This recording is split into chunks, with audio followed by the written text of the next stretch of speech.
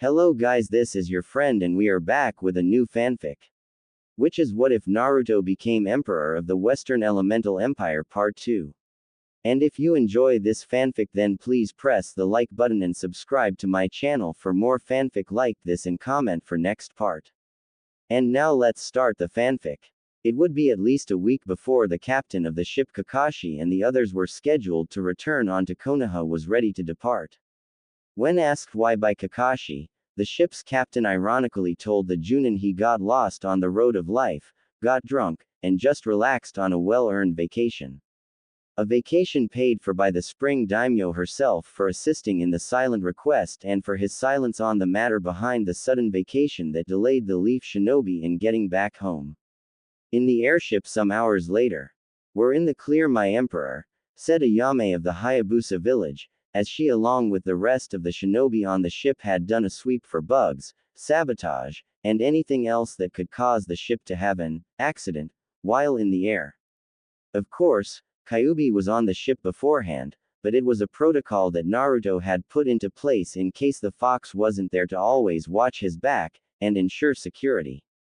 It would have gone into effect regardless if Kyuubi was on the ship or not, with the extra security measures all the more important with their special guest on board. "Thank you, Ayame. You may go," said Naruto while Ayame bowed and then left without speaking another word while the emperor himself looked at the person across from him. Hyuga Hinata. If Kami did exist, then it was a she, and forged this woman before him to be her avatar to represent her. And if by chance Kami was in fact a guy, well, then it just proved Kami was a big damn pervert, and Naruto had somehow gotten in with the deity's good graces to have Hinata with him now. Hinata was a stunner. Pure and simple. Every guy that saw her for the first time must have walked into something when they turned their heads to keep staring.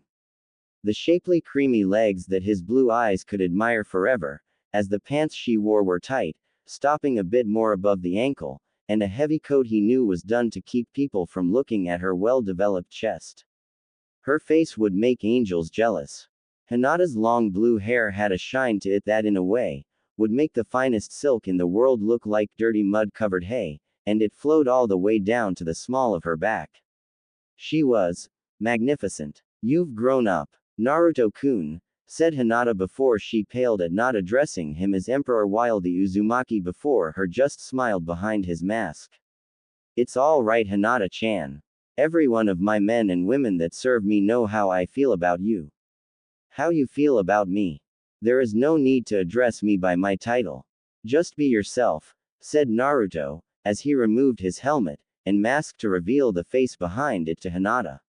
"Oh, wow," said Hinata before she fainted at the sight of seeing his face onto the couch she was sitting on with that face-covering blush.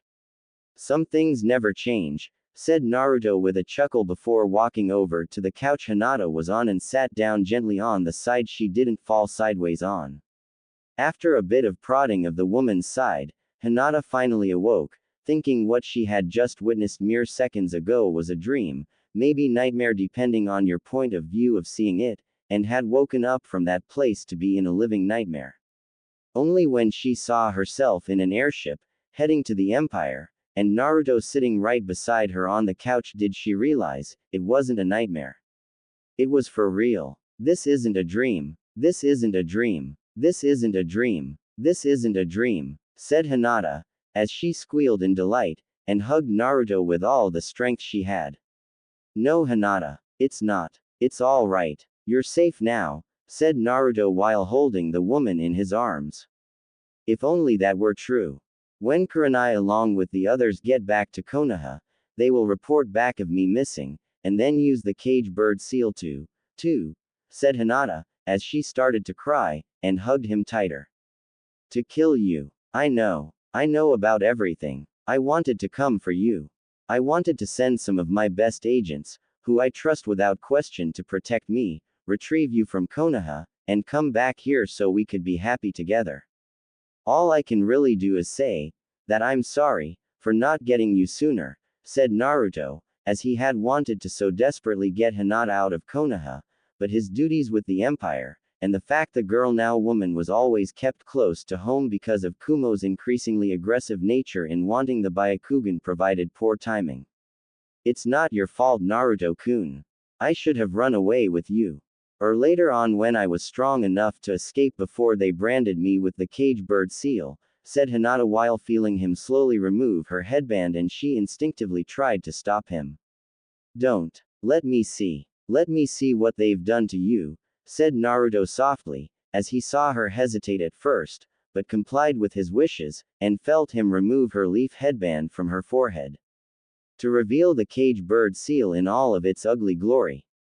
I'm forever scarred, said Hinata sadly while she felt his fingertips touch the seal gently, and she had to fight back the flinch that wanted to occur from the touch, since Hiashi had been less than gentle in putting it on her.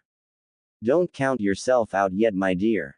Sitting before you is a genuine seal master, said Naruto, as he put his index and middle fingers on the center of the seal where the main symbol was before channeling chakra to it. The thing about seals, which few knew about, and even fewer could understand, was the fact that they were basically locks on doors. To unlock a seal required either the right combination, which may involve someone's blood, or picking the lock with the skills of seal master. It all depended on the level of skill and understanding the seal master had of seals in general in their design and purpose. In this case, the cage bird seal was not only archaic, but simple to understand, as it was basically a cage and locking mechanism tied to the optic nerves along the brain. It was a primitive thing among seals, but effective in its purpose, and had no unlocking system in its design. It was designed to make the person wearing it a prisoner and slave in all but name to the Hyuga clan. However, its greatest strength in lacking an unlocking system within the seal was also its greatest weakness, as it left no defense to picking the lock itself, which required a seal master, a connection to the main system of the seal itself, and matter of picking the lock to make the seal shut down on itself. The seal had no real defense against someone attacking the system behind its design, which monitored the seal's purpose and overall function.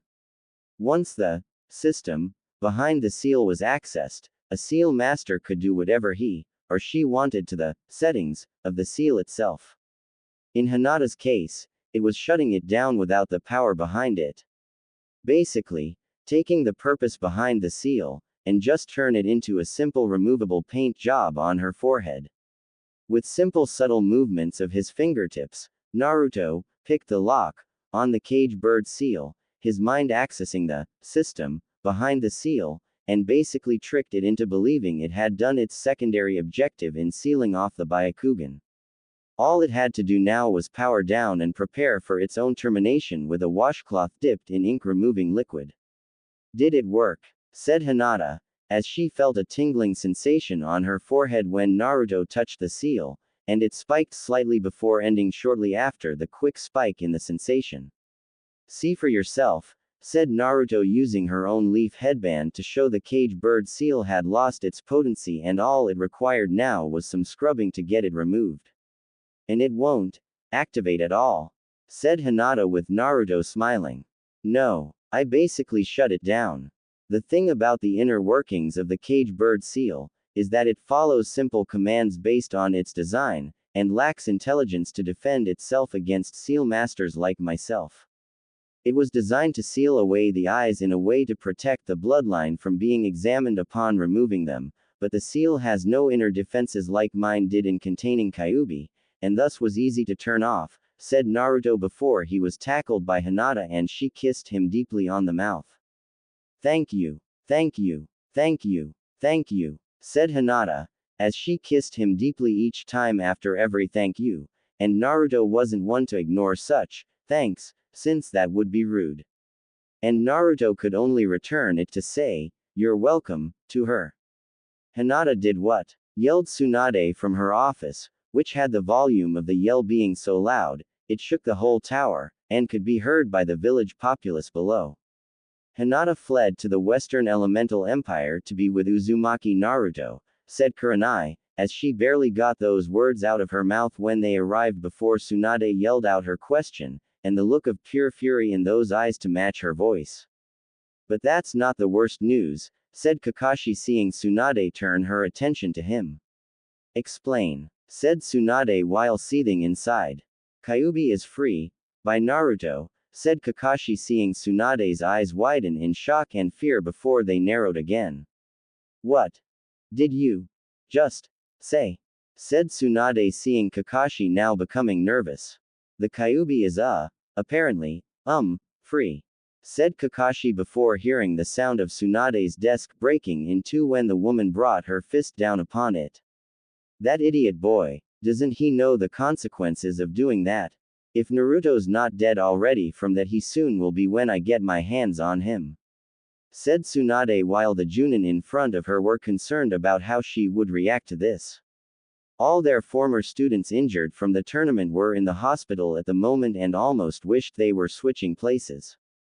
Almost wished. Some of the injuries were too sadistic in how they had been delivered by the Empire's fighters to wish swapping their current situations.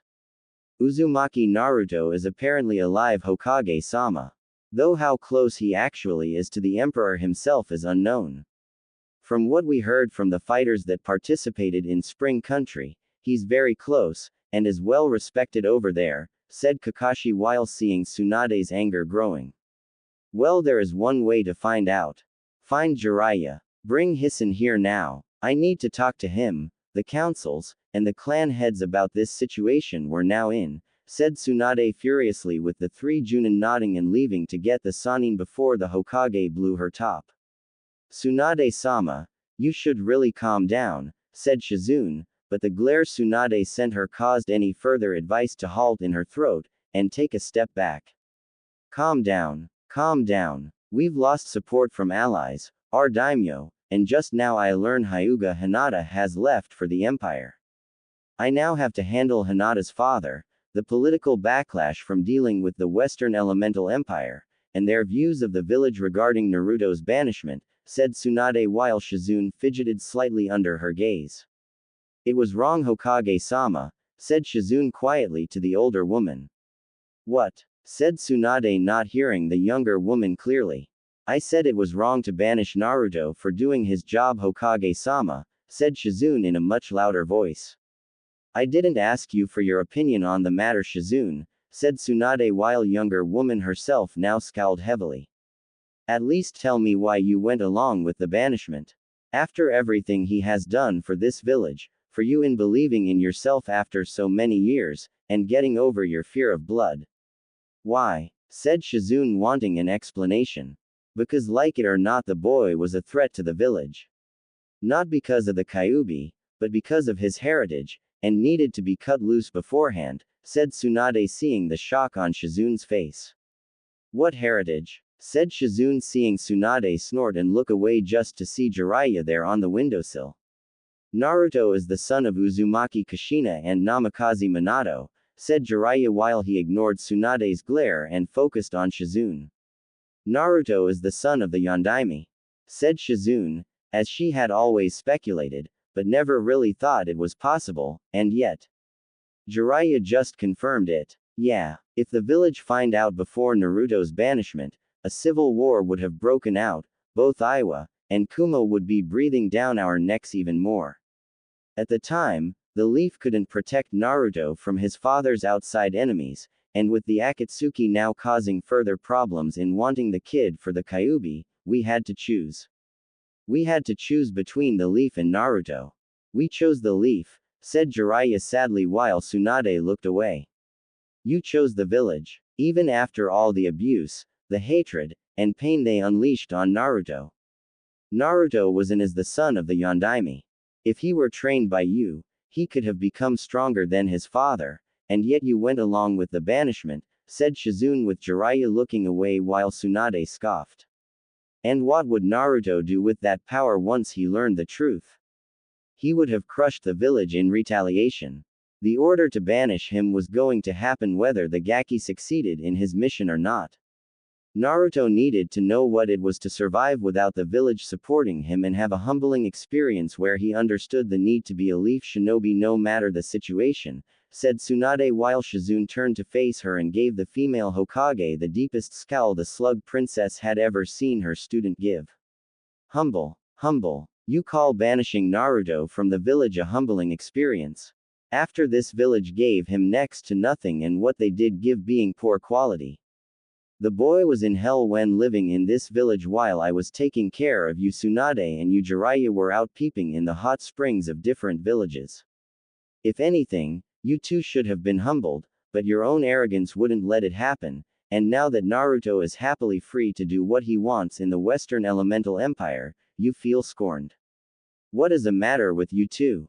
Said Shizune before she stormed out of the room with Jiraiya sighing and rubbing the back of his neck. Ouch, said Jiraiya while sitting down in a chair across from Tsunade. Shizune's still young and will get over it, said Tsunade, as she saw Jiraiya not looking entirely convinced, and just decided to accept the woman's judgment on the matter. You called me here for something important, said Jiraiya seeing Tsunade nod. Yes. Naruto is in the Empire like we first thought years ago, but now Hyuga Hinata is there too, and she wants to be with him, said Tsunade with Jiraiya wincing at hearing the girl going over to the Empire. That's bad. The Hyuga elders will want her seal activated and when they do, said Jiraiya seeing Tsunade nod. She'll die. Slowly, painfully, and right in front of Naruto no less if she's that unlucky, said Tsunade seeing Jiraiya's face having a grim look to it. And if Naruto has some decent pull with the Emperor, said Jiraiya while going a bit pale in the face. The Emperor could cause us a lot of problems if he felt a need to get involved in some way, said Tsunade knowing the Fire Daimyo did not want to invoke the wrath of the Empire on his lands. Worse. He could go around the political view of things and send his agents to basically cripple the Leaf so badly only one of our enemies from finishing the job, said Jiraiya and saw Tsunade wince knowing he was right. We need to discuss this with the councils and clan heads. There is one more thing they need to know that you don't and it's not pretty, said Tsunade seeing Jiraiya's face getting grimmer. When is it ever pretty? Said Jiraiya before following Tsunade out of her office to the meeting room where the councils and clan heads were awaiting them. Shizune was very good at her job since she knew what needed to be done while Tsunade talked to Jiraiya first. Are the rumors true? Is the Kyuubi roaming around freely in the Empire? Said Kaharu while Jiraiya looked shocked and then looked at Tsunade glaring at the older woman. First, the meeting here is not official until I sit down and say it is. Second, I was going to address that matter, and if you defy me again I'll have you arrested for treason. Third, the rumors are indeed true from what Kakashi, Kurenai, and Guy have told me about how the Emperor himself spoke to Kyuubi's name with the supposed demon fox responding to it, said Tsunade, which caused a fury of shouting and yelling over how to handle this matter. The demon must be eliminated. Someone shouted. He will use his demon magic to influence the Emperor to order an invasion here in the east. We need to kill them both. Said another person. Prepare 4 ambush squads of our most skilled shinobi and Jiraiya to go into the Empire to kill them. It will fall apart and we'll be safe once more. Said another councilman and the shouting continued. Silence. Yelled Tsunade, as she slammed her fist down, and made everyone shut up. What you are asking Tsunade to do is potentially suicidal not only for the shinobi sent out, but for the village itself, as failure of such a mission would result in a war with the Empire, and we are already in danger of being destroyed by 3 major powers here in the East. I don't need to remind you of the potential scandal we had when the box filled the remains of Root Shinobi were dropped on our doorstep in pieces and the Empire's insignia on the box with a warning from the Emperor, said Jiraiya while Danzo stiffened slightly at remembering that fact. Then we appeal to the Fire Daimyo. Tell him the Kyuubi got free, is in the Empire, and should be extradited back here to Konoha for its crimes against the village, said Homura while seeing the other members nod in agreement. And in return, the Emperor could ask the people of Konoha be brought up on charges against Naruto for their hand in his abuse, and will have the backing of our former allies to put pressure on the Fire Daimyo to side with the Empire, said Jiraiya knowing that this was a two-way street when it came to sensitive politics. Someone always got screwed. What do you suggest we do?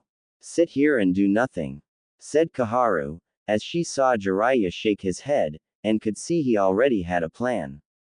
We need to handle this covertly.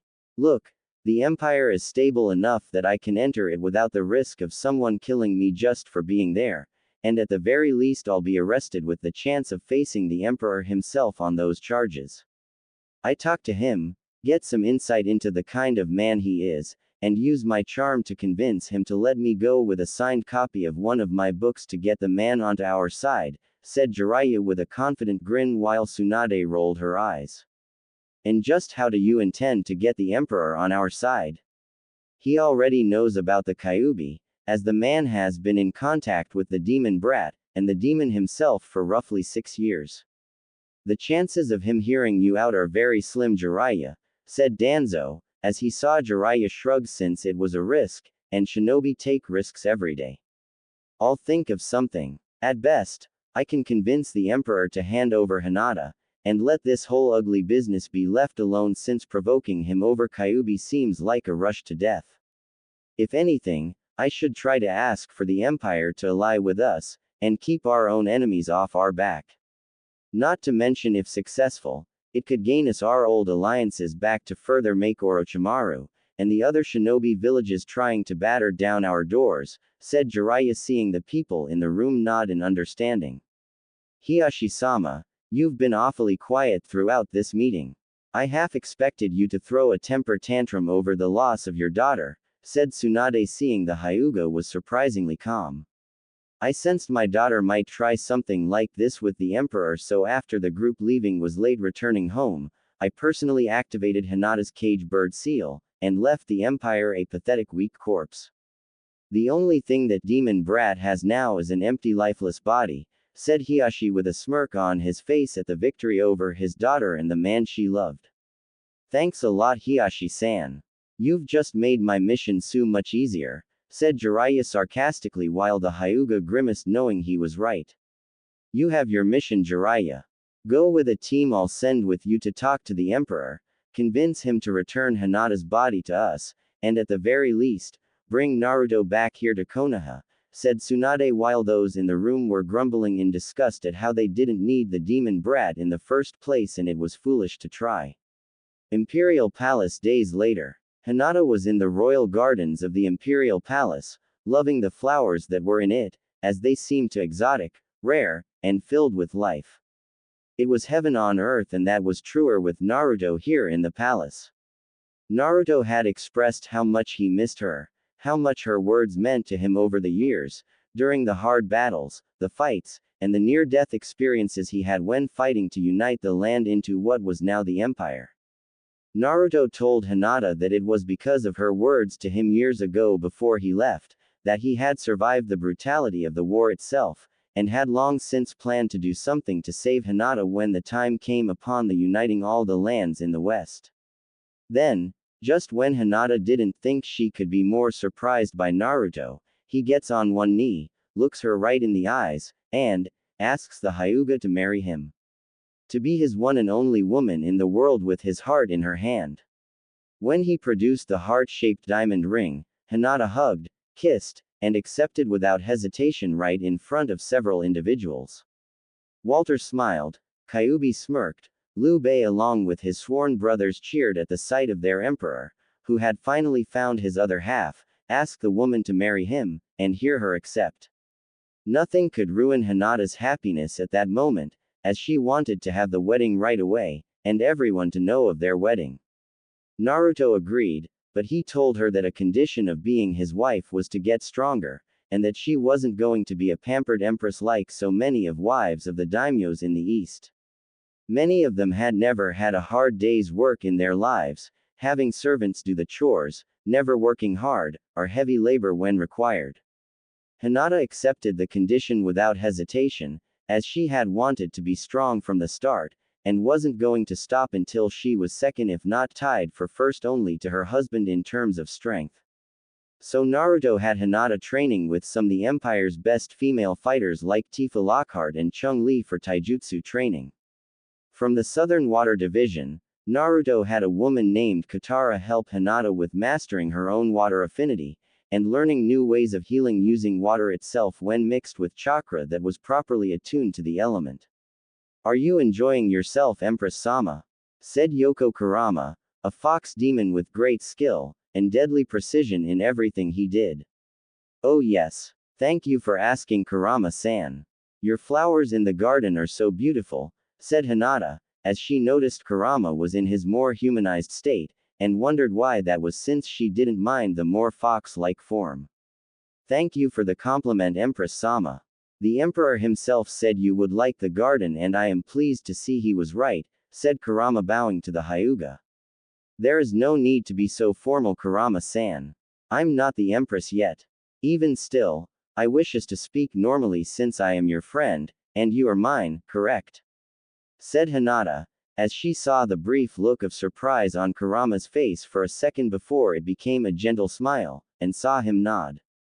I would like that very much, said Kurama, as he knew without a doubt in his mind that Naruto had chosen his wife, and Empress wisely.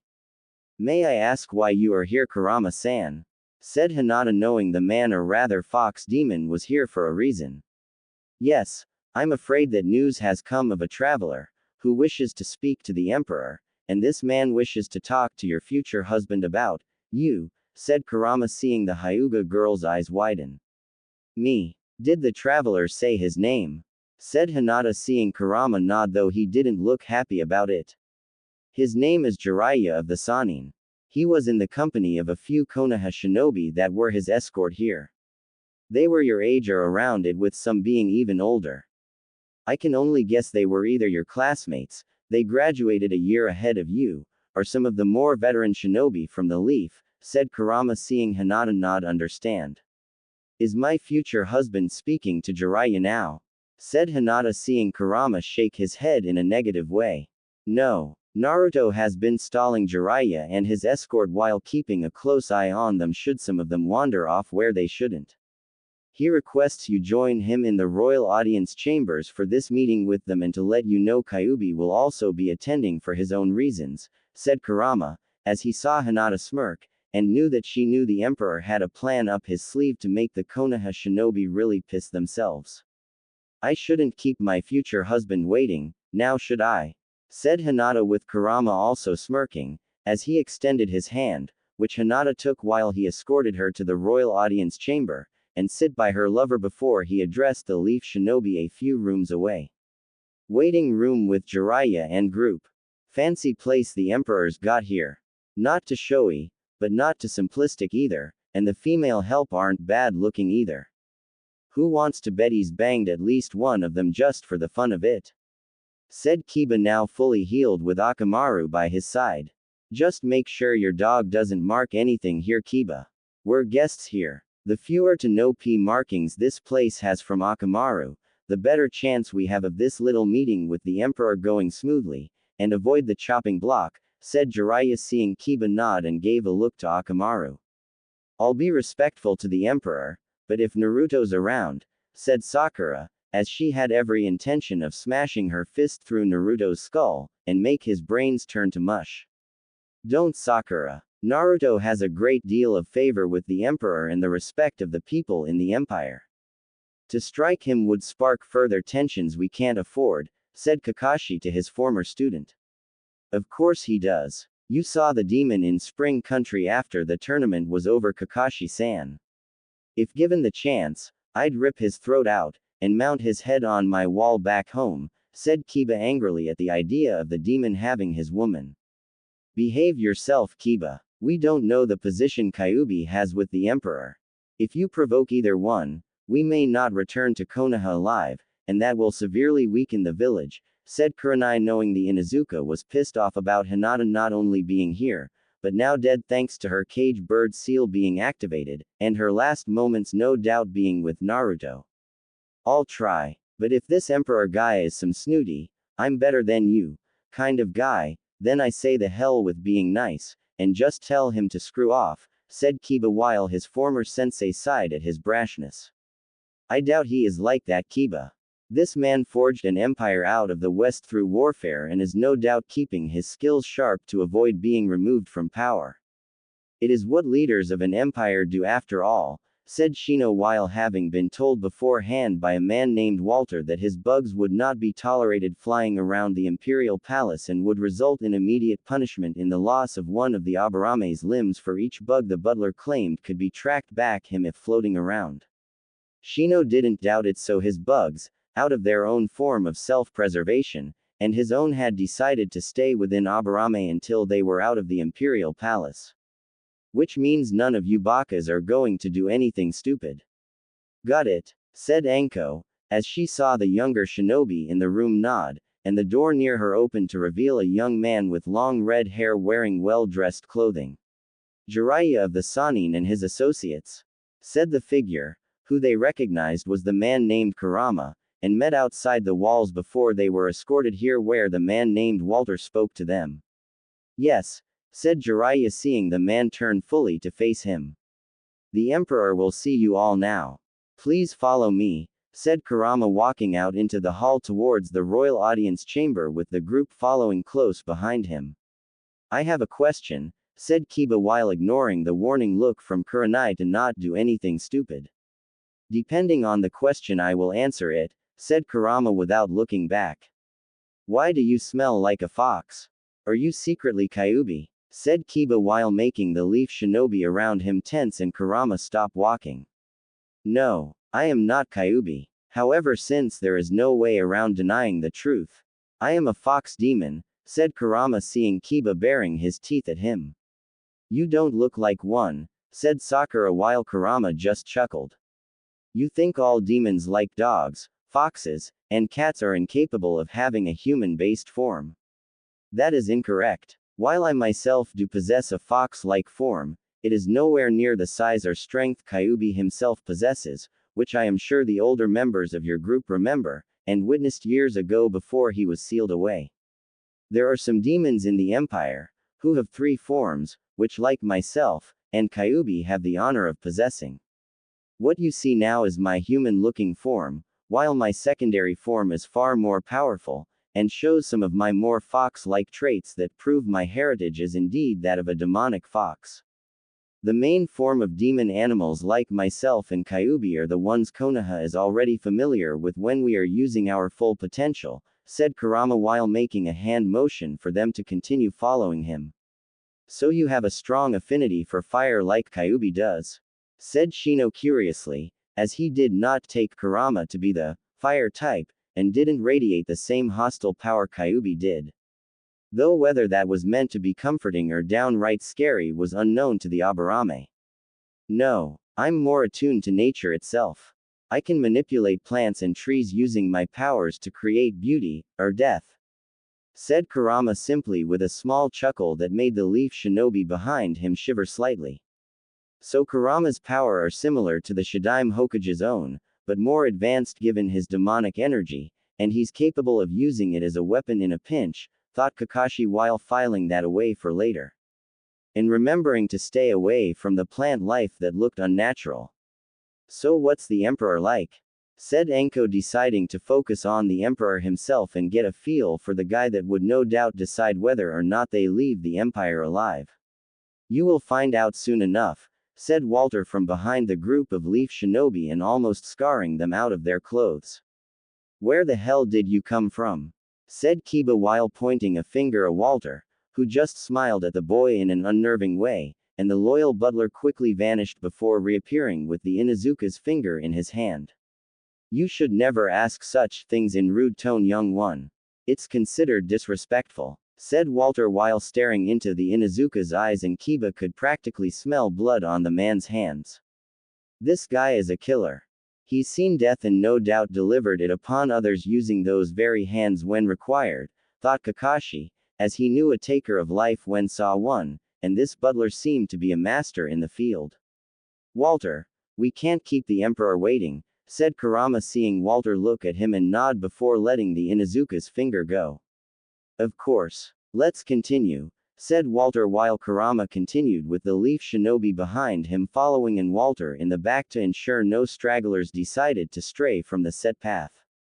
The group soon made their way to the designated doors that led to the royal audience chamber, which was guarded by samurai, and each guard had their hands at the ready to cut through any one of the guests right there should the order be given. With a nod from Kurama, the two by the door opened the heavy doors while the others kept a close eye on the Konoha shinobi, and leaving nothing to chance. When the two doors were fully opened did Kurama finally walk into the royal audience chamber with the leaf shinobi behind him quickly following, and Walter doing the same before signaling to the samurai to shut the doors. Jiraiya along with the others gasped at how elegant it looked, as designs of dragons and foxes decorated the room in an elegant tapestry that made anything in the east look pale by comparison. It didn't even hurt that there was fire, yes, an actual line of fire along both sides of the large room, which rose nearly up to the ceiling, and upon following the trail led to the man sitting behind a wall of flame. This time the emperor's face was not masked by a helmet or covering like they had seen in paintings or in person in Spring Country. Beside him was a woman, who was hard to make out at first, like the emperor himself because of the wall of fire, but as they got closer, a sense of dread filled the hearts and minds of the Konoha shinobi. The eyes that stared at them through the flame were piercing blue eyes, filled with cold fury, and it reminded the older shinobi of the group of one person that had been a hero to Konoha for many years. The woman next to him was wearing regal robes worthy of her station in being the future empress of the empire, as she looked at the leaf shinobi, and won Inuzuka with anger. A very rare thing to do given the woman's gentle nature, but considering everything that had happened to her, and to the one she cared about, it was long overdue. The only reason I allowed you an audience with me, is because I felt it was time some of you understood the severity of Konoha's stupidity, and the level of your own arrogance. Said Naruto, his voice filled with anger, which matched his eyes, and the fire that spiked ever so slightly around him. Naruto, you are the emperor, said Jiraiya, seeing those cold blue eyes glaring at him with such intensity it was like staring into his late student's own. Surprised. You shouldn't be. After Konoha's betrayal, I had an interesting conversation with Kyuubi, and he suggested I go to the west beyond the wall. Considering how my life was shot to hell by the likes of that bitch of a Hokage and those in power before her to further gain what they wanted. I agreed, said Naruto, seeing Jiraiya's eyes widen. Quit playing around, Naruto. We all know you're really the Kyuubi. We all saw you in Spring Country when the real emperor called out to you, said Kiba before the already intense fire around them grew with the flaming the ceiling above them. Foolish Inuzuka. You know not what you speak of, so hold your tongue. I was in Spring Country. Of that, you are indeed correct about, but I was not there as the Kyuubi, and you would do best to remember that before I have one of my subordinates make an example out of your hide. Said Naruto, his anger directed now entirely on Kiba, and the Inuzuka was hesitant to say anything else while the flame around them continued to flux with the emperor's anger. If you're not the fox, then prove it, and have Kyuubi reveal himself. Said Sakura before she heard a cruel chuckle from behind a circular pillar with the design of a dragon rising up around it. You mean me, Haruno? It seems your arrogance has blinded you all from the simple fact we are not the same as you can plainly see with your own eyes. Said Kyuubi, as he now walked towards the group, and the group took a step back away from him. If you're the Kyuubi, then that means. Said Sakura, as she turned from looking at the demon fox to Naruto, and then back again before staring at Naruto in horror. At last, you all finally understand, and the painful truth has been revealed. Said Naruto with a cruel grin on his face aimed at her and then at the others. But, Mom said, she said Kyuubi and Naruto were one and the same. Said Kiba in shock at seeing his whole perception of reality he had been raised into believing was true become shattered in a single moment. You don't believe Naruto still? Kurama. Stab me, said Kyuubi before seeing Kurama look to the emperor for permission, and when Naruto nodded did the other fox demon comply. Using his rose whip, Kurama pierced Kyuubi's shoulder with it, a wound that the more powerful fox simply ignored when struck, and further proved he wasn't just some weak shadow clone of Naruto under a henge disguise to deceive them. When Kurama pulled his weapon out, He bowed apologetically to him, and then to the emperor himself before turning it back into a rose. As you can see, the proof, as they say Kiba, is in the blood, and the truth that was never made known to everyone in the first place because of the scandal it would cause. You know what I mean, don't you, my godfather? Said Naruto to Jiraiya, who looked guilty in a way a child did in being caught with his hand in a cookie jar, and lying despite the truth to the contrary. So you know, huh? Said Jiraiya while the fire spiked around him and Naruto's blue eyes narrowed dangerously. Of course he knows, fool. Who do you think told him? Who do you think told him the biggest secret ever kept from him? You know the one. It was kept from him even longer than my sealing into his body. Said Kyuubi seeing Jiraiya's face go deathly pale. What secret? Said Kurenai seeing Kakashi and Jiraiya flinch while Naruto's anger once more spiked at seeing the former react. A secret known to a select few. A select few, who were trusted to do their duty, and yet they chose to betray the man entrusting them with it, said Naruto angrily while Jiraiya and Kakashi looked down in shame. I don't suppose you care to tell us, said Enko while hoping he would since she like most of them was in the dark about this hidden secret. The secret known to a select few is who my father is. Though considering the last name I had for most of my life, you would think the one muscle the leaf hasn't used in a while would work again, and figure it out, said Naruto with most of the group still didn't know what he was talking about. Your last name was Uzumaki. So what? Said Kiba before Kurenai smacked him on the back of his head. That was my mother's last name. If anyone growing up around my father's time here used their brains, they would understand there was only one Uzumaki in Konoha at the time before I was born, and they know who she married. Said Naruto seeing the older adults of the group stiffen and could practically feel the cold shiver that ran down their spinal columns. Uzumaki Kushina, said Kurenai, as she had met the woman a few times, and wondered how it was she missed the painful truth about who Naruto's mother was with the man's father being equally painful. What's the significance of some woman with the same last name as him? Said Kiba while Anko smacked him on the back of head. Baka. Uzumaki Kushina was the wife of Namikaze Minato. Namikaze Minato was the Yondaime Hokage of the Leaf. Naruto is the son of the Yondaime Hokage. Said Anko seeing Naruto smile at her, but his blue eyes that were filled with rage, and would not leave him. Now you finally understand. Now you finally realize just how stupid, just how reckless the people of Konoha were for what they did, and the significance of just how deep the betrayal was to my heart.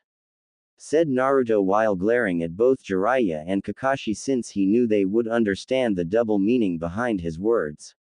Naruto, we came here to talk to you. Peacefully. In a civil manner, said Jiraiya, as he saw Naruto narrow his eyes at him more, and had to look away before looking away yet again when his eyes locked onto Kyuubi's crimson orbs. Civil. Do you take me for a fool, Jiraiya? That you are the only one with a spy network? I know why you've come here with your little band of Leaf Shinobi. You want Hinata-chan brought back to Konoha, said Naruto simply while Kiba growled slightly before Walter made a noise that told the Inuzuka to be silent. She should be buried in the leaf. It was her home. It still is her home, said Kurenai, as she saw Naruto look at her, and then surprisingly, he laughed. Bury her? Why? Hinata's not dead. Or has your vision become so clouded and narrowed so badly that you can't see who the woman is sitting right beside me? Said Naruto, as he raised his hand, and moved it for them to follow where he wanted them to look so they could see the Hyuga for themselves. Hinata, said Kurenai, as she could barely see past the fire, and thus had not seen her former student's face in the process. Give me back my future wife, said Kiba before a firm hand was put on his shoulder by Walter, and the butler squeezed hard while telling the Inuzuka's dog to know his place in not interfering. No, said Naruto simply while Kiba struggled between growling in anger and gritting his teeth in pain from Walter's grip. Naruto, there is an arranged marriage between Inuzuka Kiba and Hyuga Hinata to be scheduled for when the tournament in Spring Country was over. I don't know how well schooled you are in politics, but in the East, her father demands she return home, and be married to Kiba immediately, said Jiraiya while not mentioning that Hiashi had already tried to have Hinata killed using the cage bird seal. That was not on her head. Oh crap. Funny Jiraiya. I didn't think Hiashi was the kind of man to marry off his presumed dead Hyuga daughter to Kiba. Unless, he thinks Kiba is into that sort of thing, said Naruto while Kiba went green in the face and wanted to puke like the other Konoha shinobi. We came here originally to return Hinata's dead body to the leaf, but since she is in fact alive, our mission has been altered to returning her home to Konoha to be married, and without delay, said Shino while Naruto focused on the Aburame. Let me guess. Logic demands I comply with this since I am of royal status now and thus comply with the rules of royalty. Both as an emperor and the son of a Hokage. Said Naruto seeing Shino nod. Correct. Said Shino while Naruto just grinned dangerously at him. Tell me Shino, when was the last time I ever acted in a logical way? Said Naruto, as he leaned forward slightly, and looked right into the shades that hid the man's eyes. I do not know, said Shino admittedly with Naruto grinning even more. Damn right you don't. None of you do. Not surprisingly since you were all told to hate, scorn, and or ignore me. So tell me again why should I follow the rules of the East when I am in the West, and going to be married to this wonderful caring woman sitting by my side? Said Naruto while the fire in the room lessened and Hinata blushed at his words. She's going home and marrying me. That's not negotiable, said Kiba before the fire and the heat from it shot up to dangerous levels. I think it is. You seem to forgetting. This is my empire, this is my home, and this is my house in which you have entered demanding something from me. Said Naruto before he snapped his fingers and instantly the samurai outside, plus entirely new squad entered the room, and surrounded the group. Naruto stop, please, said Sakura while hoping he would listen to her for old time's sake. I don't answer to you. I don't answer to any of you. Not to Konoha, not the councils, not the clan heads, and certainly not to the Hokage responsible for ordering my banishment from the Leaf Village. Don't worry though, as I'm not going to kill you in order to send my own personal response back to this, but rather send you back humbled, and filled with regret that will forever be considered an irremovable mark on your souls. Take all, but Jiraiya away to the dungeons, as I have some things we need to discuss, and I don't want any kind of distractions from the Konoha scum he brought with him, said Naruto seeing the guards restrain the Leaf Shinobi and escort them out of the room. Naruto, stop this. We're sorry. Please, said Sakura, but her voice was ignored by the Emperor, and his focus clearly on Jiraiya. Do you wish me to leave since this is personal matter between you two? Said Hinata, but Naruto shook his head no, and put a hand on hers to signify he wanted the woman to stay. No, this is important. As my future wife, you should be involved in my personal life and all that I do, said Naruto with a smile on his face, as he kissed her hand which made the Hyuga blush before they both turned to face Jiraiya, and their smiles left. So, what do you want to talk about? Said Jiraiya while seeing Kyuubi, Kurama, and Walter were in the room in a triangle formation with the Sannin himself in the center of it. I wish to talk to you about my family estate. Specifically, everything in Konoha that's not nailed down, and that I inherited from my father. From the most simplest teacup to the house he lived in with my mother. I want to know everything. Said Naruto in very dangerous tone, and Jiraiya knew that his godson was going to get what he wanted no matter what. Sure. Why not? After all, it is yours. Said Jiraiya letting out a sheepish laugh and saw Naruto was not amused. Not even in the slightest. That's right. It is mine. Something you are going to inform Tsunade upon your return when we are done talking here and you enjoy some of my hospitality. The very kind of hospitality the leaf showed me when I was growing up, said Naruto seeing Jiraiya now whimper in fear knowing this was going to hurt on so many levels before the blonde let him along with the others leave the empire. Dungeon area beneath the Imperial Palace. Not many people got sent to the dungeons of the Imperial Palace, as few wished to even cause unrest within the Western Elemental Empire, but there were still few that did, and when caught were sent there to face justice. When the Leaf Shinobi were brought to the dungeon area, they were instantly stripped of all weapons, and means to escape while being allowed to keep their clothes on in order to show the Empire didn't stoop that low. Each prisoner was put in a different cell, their chakra-suppressing cuffs placed on their wrists, and the shackles prevented any attempt of escape from this area impossible. Enko's curse seal was seen by one of the guards and was stopped from entering her cell before she felt a slip of paper with a seal on it be put on top. The special Junin felt an intense pain where the curse seal had been and had cried out from it while the others were in their cells. When it was over, Enko felt the guard shove her in, and shut the cell while not even caring if the special Junin tripped when entering. Enko, what did they do to you? Said Kurenai while hearing Enko move slightly and find that out herself.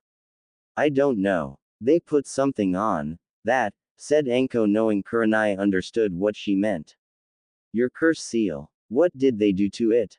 Said Kakashi hearing the woman out in pain from touching it and trying to sit up more. I don't really know, but if I had to guess, I think they purged it from my body, said Enko, who was completely stunned that this had happened, and so were the others. Do you think it's permanent or just temporary? Said Kurenai while she heard Enko hiss in pain at touching where the mark was. Definitely permanent. I feel burned flesh where the curse seal is located, said Enko, as she could feel the pain from the mark no longer being there, and yet would prefer to have Jiraiya look at it later to ensure it was gone.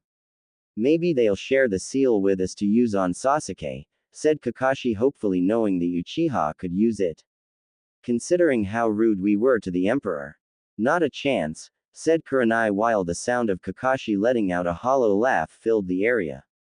Naruto is the Emperor of the Western Elemental Empire. It figures. You put him in a situation or area that is impossible to fix, and what does he do? He fixes it. He's just like Minato-sensei, said Kakashi while leaning back against the wall and wondering how things got so twisted. He's also a lot like Kushina. So full of energy and life. You stand in her way, it didn't matter how strong you were, she'd find a way to knock your teeth out, and made sure people were there to see it, said Kurenai, as she remembered Kushina, and how hot-tempered the woman was when it came to women hitting on her husband. Many a female, both civilian and kunoichi alike, were sent to the hospital. Something to consider when down here among the filth. You've become just like the rest of your people in the Leaf Village, said a deep melodic-like voice belonging to someone of terrifying power. Who's there? Said Kiba while Akamaru whimpered in fear. Who indeed, little man? Said the figure behind the voice laughing while he materialized from the dungeon floor, wearing a red trench coat, hat, shades with orange lenses, black pants, shirt with a crimson vest, and long dark hair. You are not human, said Shino with the figure having the biggest smile they had ever seen appearing on his face. The name is Alucard. That's all you need to know. The dungeons here are my domain.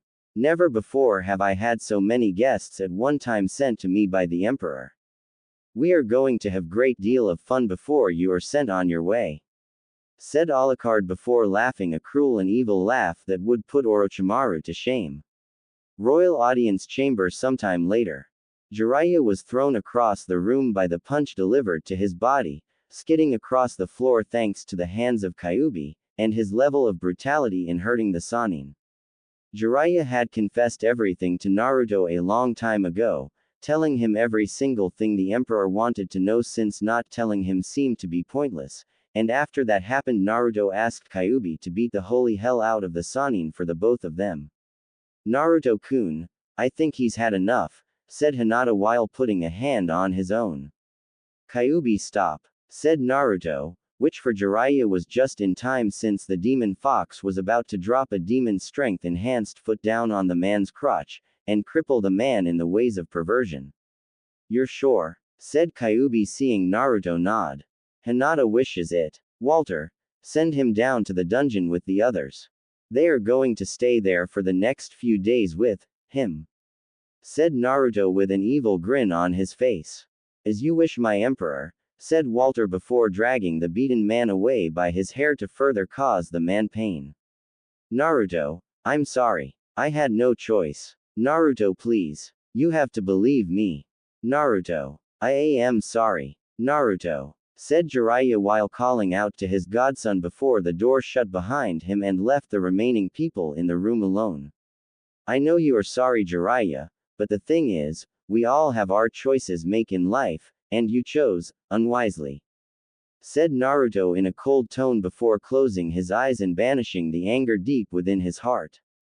He didn't want to be like this in front of Hinata. Kyuubi. Kurama. Could you leave us please?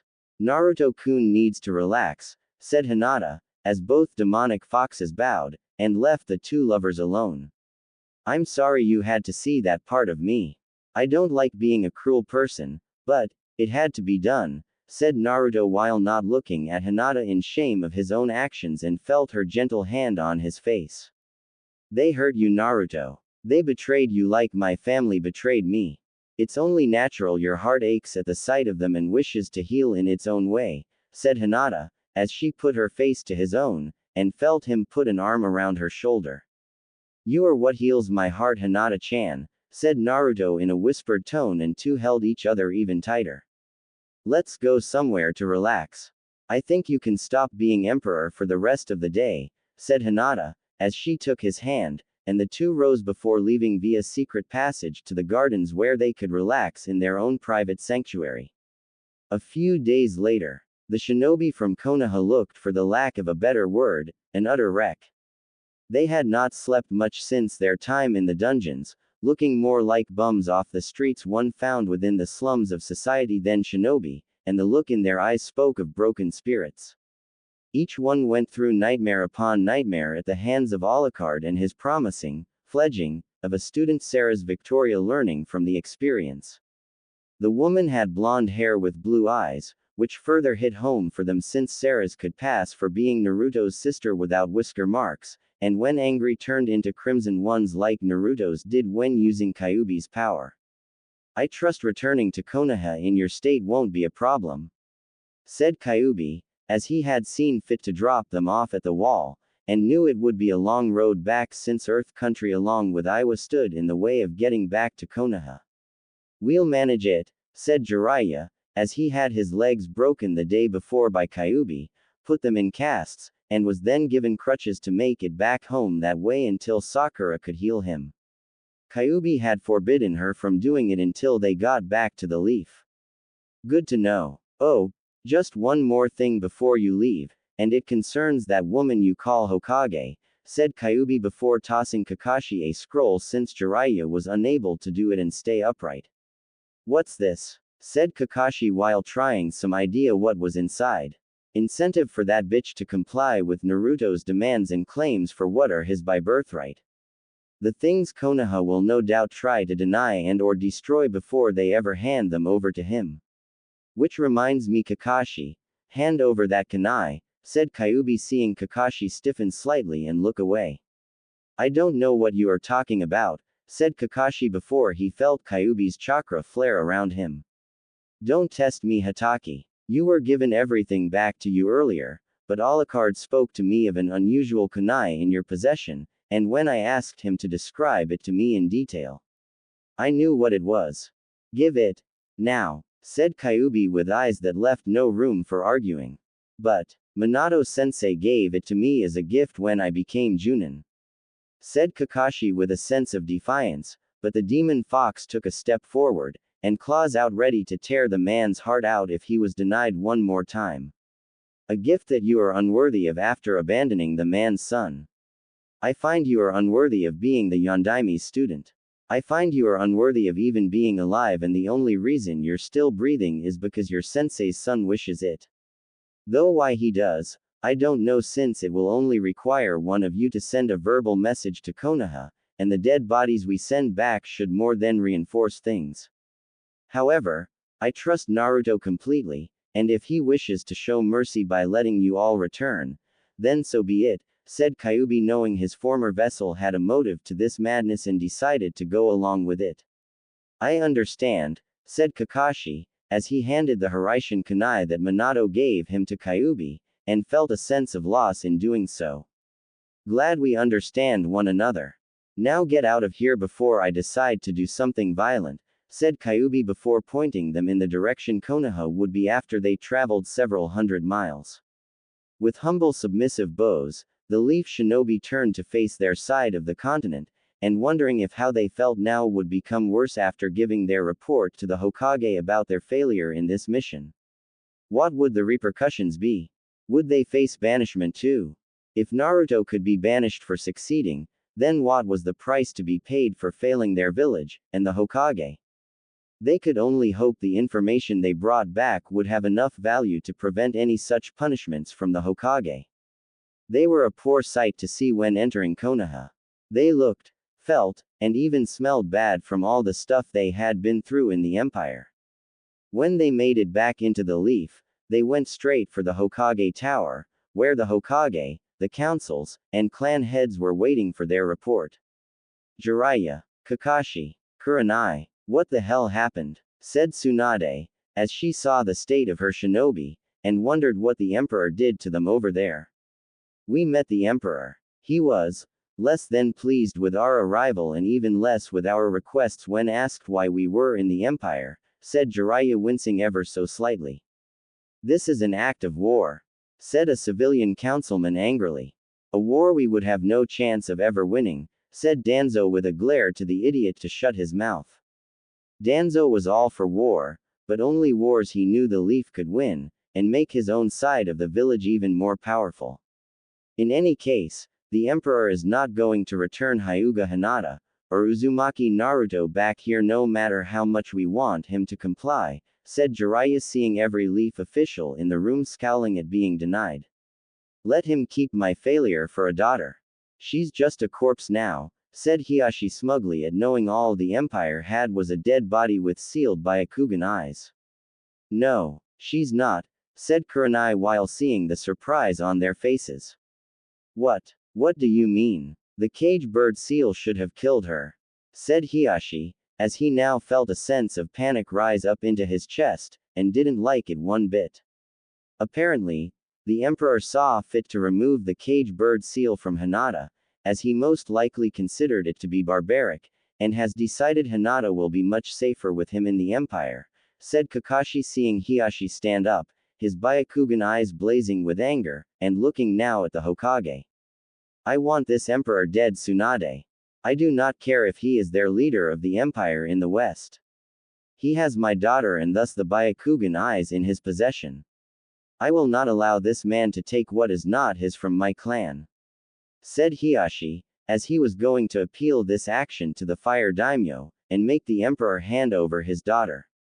There's more. We know the identity of the Emperor of the Western Elemental Empire, said Jiraiya while catching everyone's interest. Who is he? Said Tsunade while Jiraiya and the others looked hesitant to answer.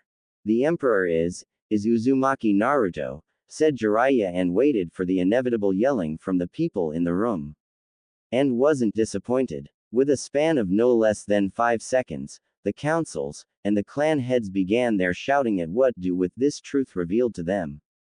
Some called for the death of the Emperor, others wanted to use the realm of politics by having the feudal lords of the East denounce the man's right to be emperor, and abdicate his throne before being brought back to face their justice. This continued on for a good 10 minutes, maybe more than that, since the shouting of different things was causing headaches, and thus made it appear longer before Tsunade finally had enough. Stop! Yelled Tsunade, as her voice silenced everyone else's, and turned their attention to Jiraiya to continue his report. Naruto is less than pleased with us. In short, the Gaki would sooner rip our guts out than save anyone in the village, and not only that, but he also knows the truth, Tsunade, said Jiraiya, seeing the woman's eyes widen while everyone around her looked between the two in confusion. How? Said Tsunade, demanded, and saw Jiraiya sigh, knowing there was more to it than just Naruto figuring things out on his own. Kyuubi told him. Most likely after Naruto set him free, said Jiraiya before the room was once more filled with shouting. This is outrageous. I will not accept the demon and that boy are separate entities. They are one and the same, said Inuzuka Sume in anger. No mom. You're wrong, said Kiba in a humble tone that caught everyone's attention. What? Said Sume, not believing her son just said she was wrong. I said you're wrong. All right, yelled Kiba while not believing he just did that with his mother sharing that same line of thinking. But, it's not possible, said Sume, as she didn't know what to think, and neither did the clan heads. We saw Naruto first with the Kyuubi appearing behind a nearby pillar when Sakura had demanded proof they were separate entities. Kyuubi even went so far as to let someone else in the room injure him with blood being drawn, and further prove that he wasn't one of Naruto's shadow clones under the disguise of a henge. We were wrong, Mom. So wrong, said Kiba, as he saw the shock on his mom's face, and realized that was the look on his own when the news first hit him. If only I could get near the Kyuubi while in the heart of the Empire, I could manipulate it to destroying everything, and thus use him to take control in the following chaos, thought Danzo, knowing that was most likely be impossible given how anyone in the Leaf would most likely be killed on sight. Tsunade, back to Naruto, knowing the truth I mentioned earlier, the Gaki wants it all, and by all I mean everything, said Jiraiya, seeing Tsunade's eyes widen. He can't. I won't allow it, said Tsunade while once again causing confusion among the councils and clan heads at her reaction. What does the Emperor want? What is this truth you keep referring to? Said Shibi, as he saw the group wince, and even his son looked away in shame. Don't say it, Jiraiya, said Tsunade, scowl, but surprisingly Jiraiya returned the glare with his own, and it was clear the man had reached his limit with her. Oh, grow up, Tsunade. It's going to get out one way or another. It might as well be from us before the fire daimyo comes back to really chew us all out, said Jiraiya fiercely. Will you just tell us the secret already? Said Koharu impatiently. Uzumaki Naruto is the son of the Yondaime Hokage, said Kakashi, which no surprise once more caused shouting to erupt, and cause everyone to get a major headache. Impossible, said one person. I will not accept this, said another. That man is a liar and abomination, said Homura while the shouting around them just continued. Shut up, yelled Tsunade with the room being quiet once more. Again, it was Kyuubi himself, who informed Naruto of this, and the fact we had been entrusted to being his godparents, said Jiraiya while Tsunade gritted her teeth in anger while everyone around her just couldn't believe this information to be true. We abused the son of the Yondaime Hokage, said Shikaku, knowing his wife was going to send him to the hospital tonight far worse than she ever did in past. Probably just past the time she was pregnant with their son and her hormones went super crazy. Naruto wanted to give us a chance to hand over his inheritance before taking matters into his own hands, and I strongly advise we give him everything, said Jiraiya, seeing Tsunade close her eyes for a second in thought. My answer is no, said Tsunade, which surprised everyone, and that it was not the answer they were expecting. What? Hokage-sama, why? Said Inoichi, seeing Tsunade's eyes narrow. Because I said so. If that brat wants what he claims is his, then he has to come here by himself, and take it from me, said Tsunade firmly. Hokage-sama, you have no standing to make that decision, and to say no would further bring about the wrath of the Empire, said Enko, as she saw Tsunade glare at her, and knew this woman was in no mood for anyone defending Naruto's position. Hokage-sama, this was given to us by Kyuubi to hand to you in the event you decided this course of action, and he called it incentive, said Kakashi before handing the slug princess the scroll. And what could Kyuubi have in his possession within this scroll that would want me to bow to the whims of that brat? Said Tsunade, as she casually opened the scroll, and quickly threw it away before it caught on fire. The fire itself manifested into a single form in red samurai armor and revealed himself to be Kyuubi. Oh man, and I thought the kid's stomach was a cramped space when sealed away, said Kyuubi, cracking his back and working out the kinks in his body. Kyuubi. But how? Said Jiraiya with the fox just smirking at him. 2 words, Sanin. Shadow clones. I mean, the kid is a master at using that jutsu with or without my chakra backing him up. It's not like I don't know how to use it after being with him for so long, said Kyubi before turning to face the terrified people in the room that made his vessel's life so miserable. What are you doing here, Kyubi? Answer me or I'll use every ounce of power at my disposal to crush you, said Tsunade standing up and glaring at the demon fox. Please, spare me your posturing in being the tough, staring into the face of death, kind of Hokage you make yourself out to be, Tsunade. We both know with AF of my wrist or tails that this village will be crater while being nothing more than a distant memory, said Kyubi seeing Tsunade grit her teeth in anger knowing he was right. All the more reason for me to act now and turn you against the Empire, said Danzo, as he rose from his seat, and revealed the Sharingan eye behind the bandages on his face. And here I thought you couldn't get any uglier, said Kyubi while Danzo smirked at him before the old war hawk revealed his altered arm. I've waited for this moment for years, only to be denied by that fool Sarutobi, and then later when your vessel escaped my root forces. Now bow to your new master and future ruler of the world, said Danzo using the Sharingan eye to bring the fox under his power. Sorry, I don't bow to humans, who would use things, and force others into submission with it, said Kyubi seeing the shocked look on Danzo's face at the bloodlines he stole not having any effect. This isn't possible. I know for a fact the Uchiha and Senju bloodlines have the power to tame you, said Danzo, as he tried again with the Senju bloodline, but found Kyubi was unaffected by that bloodline, and gritted his teeth in anger. Oh, they were. I'm actually ashamed to admit. But, that was before Naruto removed that weakness, and set me free from such outside forces influencing me to do someone else's dirty work. Those days are over, said Kyubi with an evil grin on his face. Impossible. Kneel. I command it, said Danzo trying again and still having no luck in bending Kyubi to his will. I have a better idea.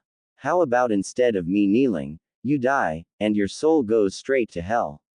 Said Kyubi, as he was upon Danzo in an instant, his clawed hand wrapped around the old man's throat, and another on the mixed bloodline-filled arm. Before ripping it clean off and burning it. No. Doesn't that foolish Uzumaki know what he's done? Without those bloodlines being effective against you, the Leaf Village, and any place you wish to destroy will be destroyed without any opposition. Said Danzo with Kyubi grinning at him. Of course he does. In fact, it was the reason Naruto did what he did in the first place, and basically didn't want me to have such an excuse for the next time I want to go on a rampage again, said Kyubi before plucking the Sharingan eye out of Danzo's skull and crushed it. He is a fool. The man has unleashed an unrestrained evil on the world, said Danzo with Kyubi scowling at him. No, you controlling demons like me to rule over others is an unrestrained evil. Goodbye, Danzo, said Kyubi before he consumed the man in fire and turned the old fool to ashes. Foul demon, you and your former vessel will pay for this. Anbu, said Kaharu, as she saw the room filled with Anbu with weapons drawn, and ready to fight. I don't think so. You see, even if you sealed me away in another child before killing that innocent soul, I'm not going to just disappear off the radar, and be lost to the Empire. In fact, I don't know how any of you even thought that killing a demon's vessel kills the very demons sealed into them, and just shows me how little you know of sealing, said Kyubi seeing Kaharu and Homura go pale in the face since that was clearly the initial plan after he was weakened by Konoha's forces.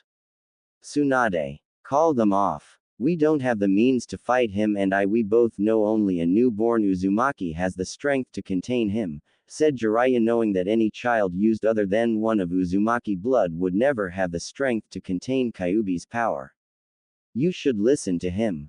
I came for what is Naruto's and I have no problem killing just about everyone in Konoha until I get what I'm here to collect, said Kyubi seeing the female Hokage in front of him growl angrily. You have a lot of nerve being here, Kyubi. Even more for trying to take everything that belonged to the Yondaime, said Tsunade seeing Kyubi scoff. Naruto inherited those things from him, you old hag. Or have you forgotten the Uzumaki blood that runs through your veins?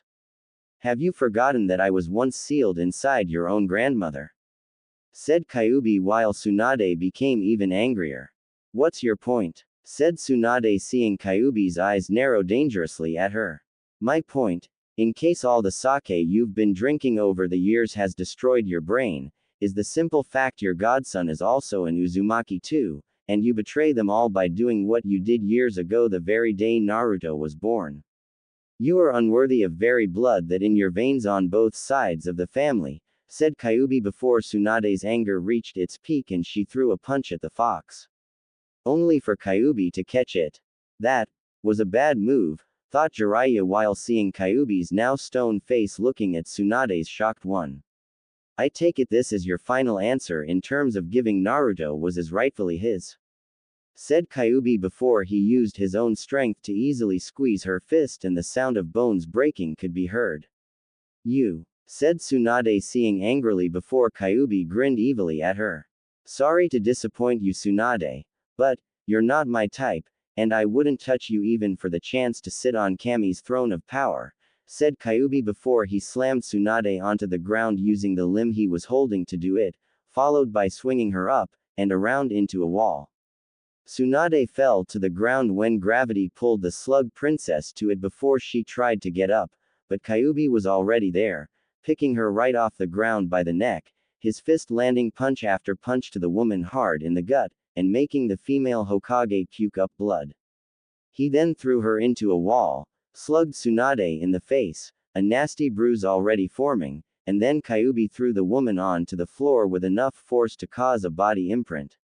In fact, a bit more pressure from Kyubi, down onto the spot where Tsunade was flat on her back, the woman would get sent down to the level below, and there was no telling if the demon would stop there. Kyubi-sama, please stop hurt Tsunade. She's had enough, said Jiraiya pleadingly to the demon. But Kyubi was in no mood to listen. I don't think she has. While you two were embracing your vices, smiling from the joys they brought, and having an all-around good time. My vessel suffered beatings like this one. Countless beatings. He tried to plead for them to stop, but they didn't listen, and just continued to make his life miserable. You two could have stopped it. You two could have stayed in the village, raised Naruto like he was your own, and showed him love. Do you honestly think this minor beating Tsunade is getting is enough? Perhaps you would like to join her after I put this bitch in a full body cast, said Kyubi while glaring at Jiraiya, who kept his mouth shut, and looked away from the demon. Jiraiya, help me, please, said Tsunade looking up to her former teammate before the looming shadow of Kyubi's form blocked it and the crimson eyes glowing. Your teammate can't help in bailing you out anymore Tsunade.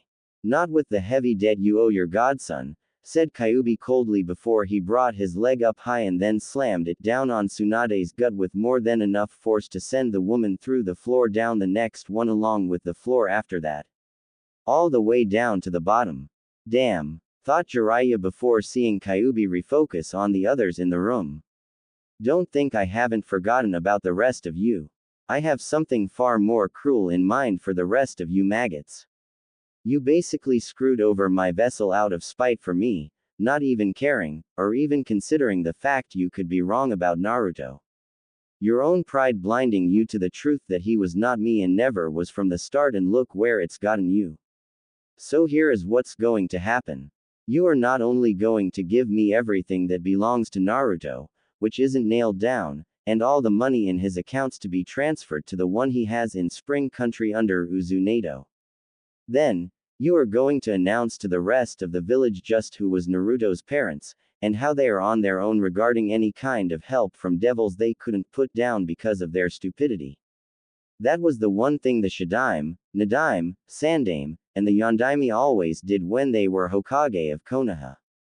They never let too many enemies come up to the point where there were too many to be put down, and because of your arrogance, the leaf is practically doomed to fall because of the belief that Konoha is invincible, said Kyubi seeing the clan heads look away in shame because they knew the demon was right while the others just grumbled in slight admittance. We'll see to it the emperor gets everything, said Homura while Kyubi just grinned at the shinobi council. Sorry, but fruit from the poisonous tree is just as poisonous, and therefore I'm not biting into what you're producing, said Kyubi before unleashing a whip of fire on Kaharu and Homura that killed them instantly. Don't kill us, said one civilian councilman in fear. We were only following orders, said another one. Piss off, said Kyubi before he incinerated them too. I take it we're being spared for a reason, said Jiraiya, knowing Kyubi could have killed all of them in one move rather than kill them all separately. Of course you are. You are going to ensure everything with the Namikaze name is given to me to give to Naruto, and if so much as a single drop of sealing ink is missing, I will finish what I started years ago, said Kyubi, seeing Jiraiya nod his head. We'll make sure everything that you ask of us is done, said Jiraiya while Kyubi just grinned at him.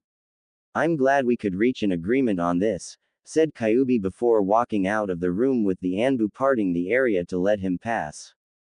Unknown location. This report can't be right, said Orochimaru, as he looked at right hand of a medic Nin Kabuto, who nodded to indicate that it was accurate, and it was not a good report. It is Orochimaru-sama. Unknown assassins killed the Earth Daimyo, the Tsuchikage, the Lightning Daimyo, and the Raikage in such a short time span. No one knows just who was responsible for it, but it's clear that someone wishes to halt the tide of war here in the elemental countries, and your goals in the world, said Kabuto with Orochimaru snarling in anger. Could it be the Akatsuki? They are after the Jinchuriki, and that explosive nutcase in the group was from there with a grudge against Iwa, said Orochimaru, but thought against the idea the Akatsuki were responsible for kill the first two targets, as Deidara from Iwa would have made an explosive device to blow the village up, and even then the results from such a way of destroying a village would gain them nothing. It was silent. A stealth kill. One to remove people at the top from the equation of the ongoing war. Kumo, Iwa, and Orochimaru himself had been allied in waging against the other villages, namely the Leaf. With their allies abandoning them after they banished Uzumaki Naruto, Orochimaru had talked to Kumo and Iwa while using their hatred for Konoha to bring them together with him in a mutual alliance. The Raikage himself had been reluctant at first to join in an alliance with Orochimaru, as he had heard of how the Sannin had betrayed Tsuna's previous Kazekage, and wouldn't put it past the man to do it again. However, the promise of a Hyuga, perhaps several of them once the war was over, had proved to be too much for the Raikage, and they were still smarting from the loss of the Nibi Jinchuriki ni Yugito. They suspected the Akatsuki had disposed of the woman after extracting the Biju, but Killer Bee had apparently told the Raikage that his Biju could sense the Nibi was alive, and far away from their side of the world. The old Tsuchikage had wanted revenge on Konoha for years, as the losses taken by the Yondaime Hokage were still hurting them, and then the loss of their two Jinchuriki was even worse. Iwa had originally suspected Konoha was involved after they got rid of the Kyubi Jinchuriki, since both Han and Roshi's beasts equaled 9 tails in power. But that was soon shot down by spies in the Leaf, who gave reports stating neither one was seen in Konoha, and were just as baffled by the loss of the Jinchuriki from all over. Only 2 Jinchuriki were left in the elemental countries, yet the Akatsuki didn't have any of them, and the one demon they did have was only after it manifested itself 3 years later. Roughly around the time Yagura, the late Mizukage, died at the hands of the rebels while being the Jinchuriki, and thus set the demon free to slowly reform again in the waters of the world. How do you wish to proceed, Orochimaru-sama? Without the command of either side's highest officials, their armies cannot be mobilized, and we cannot crush the Leaf like we planned, said Kabuto, seeing Orochimaru become even angrier. It doesn't matter. We don't need Iwa or Kumo for our invasion plan. I only had them join to keep my own forces from suffering more casualties than necessary when this started. Who is the current Kage of Iwa and Kumo now? Said Orochimaru, wondering how he could manipulate these events. The late Sandaime Tsuchikage's granddaughter. She was never for the war with Konoha once it was revealed their Jinchuriki weren't in Konoha.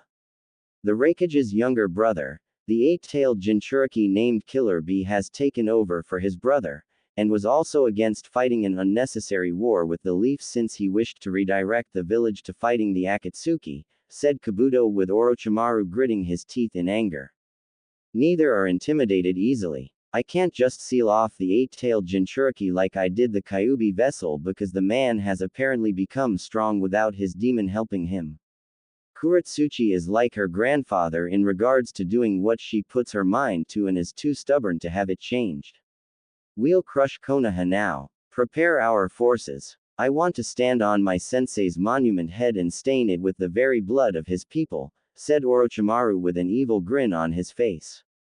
I'll give the order, Orochimaru-sama, said Kabuto, knowing it would take a few days to mobilize everyone. Konoha several days later. Is this everything? Said Kyuubi while glaring at Jiraiya and looking into his very soul to detect if he was lying. Yeah, everything was done just like you asked, said Jiraiya, who had been healed up by Sakura, but even then it was considered unwise for him to be on his feet for too long, and Shizune was healing Tsunade, though the Hokage's injuries were far more severe, with her condition required staying in a hospital bed for at least another week. And the people now know the truth, said Kyuubi, as he saw Jiraiya nod, but the demon fox already knew it had, and just wanted to rub it in further. Yeah, not everyone is happy about hearing it though, said Jiraiya with Kyuubi scoffing at him. Talk to someone who actually cares if they're happy, and then give me their names so I can smash their faces in.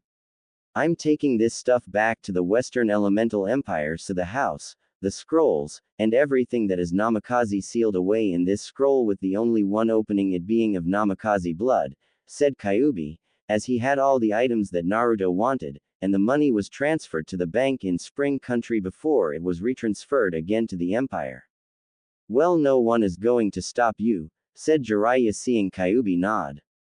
Goodbye, said Kyuubi, as he was gone in a flash of crimson, and left Konoha in a state of depression no one could get around. Barbecue restaurant. I feel like such an, said Kiba, as he poked his food, and not feeling very hungry. We betrayed the most loyal leaf shinobi that Konoha has had in a long time. All Naruto wanted from us was friendship, and we spit on him for something that wasn't even true to begin with. We betrayed the very convictions this village was founded on, said Shino, as he had confronted his father about this, and the truth regarding Naruto to see if the man knew. Shibi admitted that he did know the truth about Naruto not being Kyuubi, but to preserve the Aburame clan in village filled with a vast majority of people, who hated Uzumaki Naruto while growing up, logic dictated he along with the rest of his clan simply follow everyone else's lead, and thus think illogically.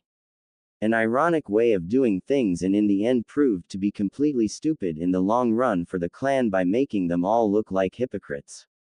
How do we make this up to him? Said Ino, as she felt just like Kiba did, and had yelled at her father for poisoning her mind in the belief Naruto was the Kyuubi. She had never used so many swear words in her life or aimed them at her own parents, no less, until a few days ago. We can't. The village is sinking and we're going along with it. Like filthy rats living on a sinking ship.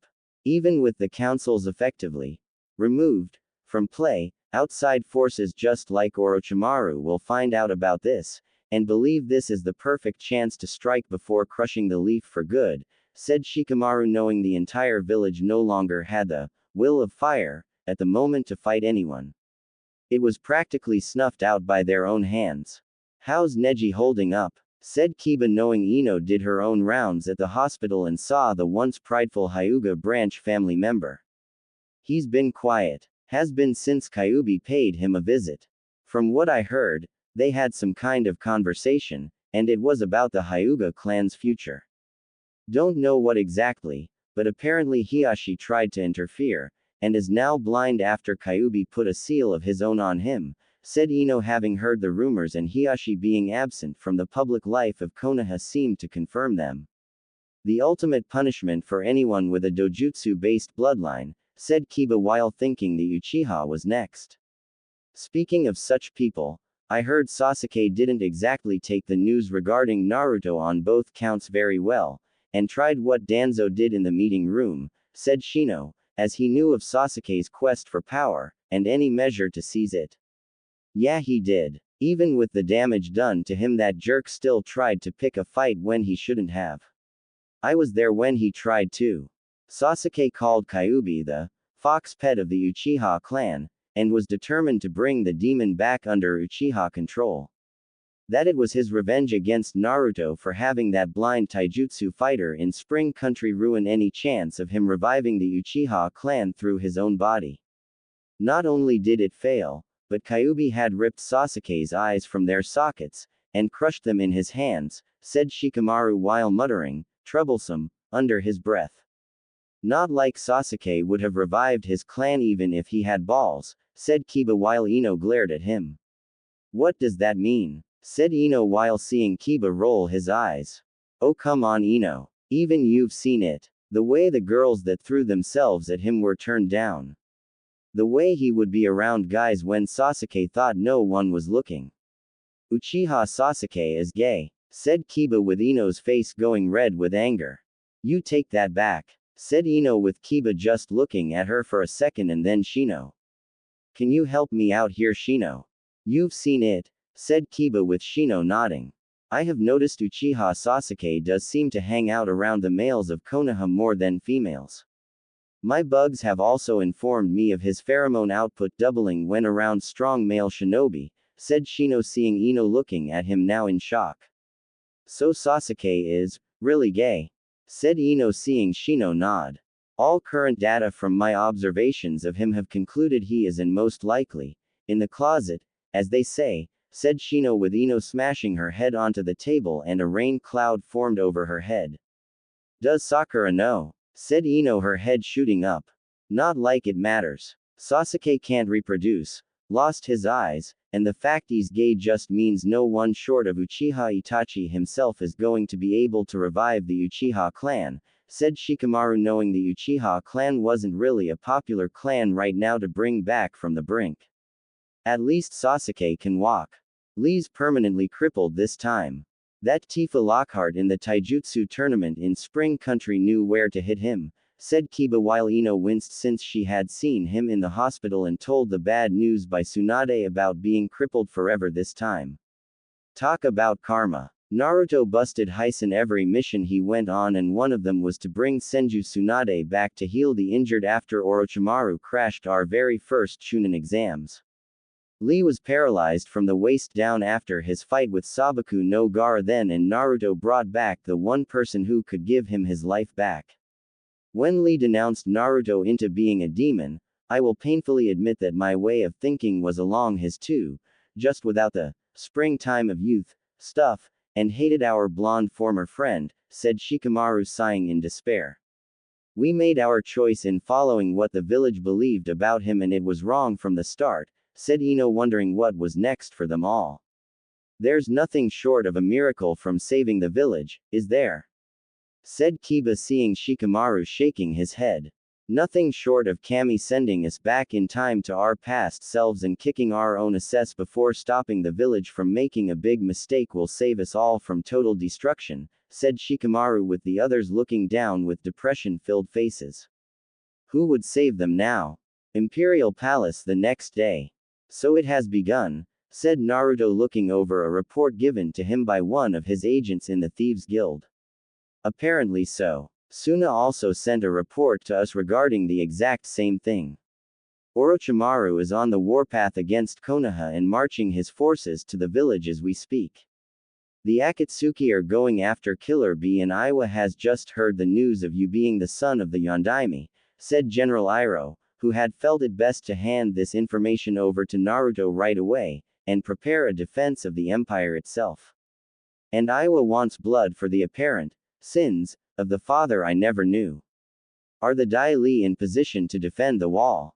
Said Naruto, seeing General Iroh nod. With watchful eyes and ear, my emperor, said General Iroh while seeing the gears in the emperor's head turning. Good. Your brother and the fire division troops are to assist with an offensive attack on them. Iwa thinks because they have large numbers and are right next to the wall that they can get whatever it is they want from me. They think we're like the leaf in being stagnant in times of peace and become soft enough to win against in a fight.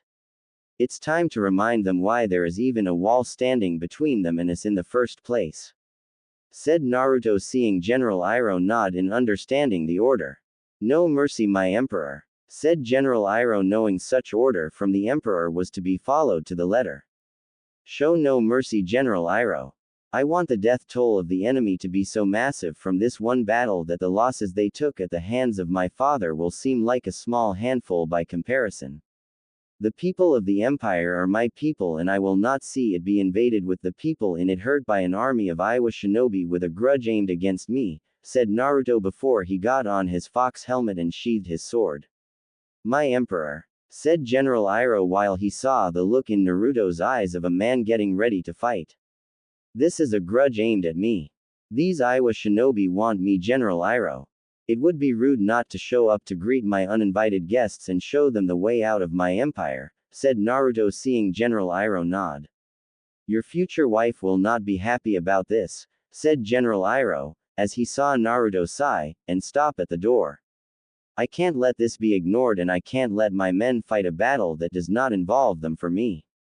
What kind of emperor would I be if my men fight every single battle without me there? I can't just sit back and let them fight an enemy that hates only me.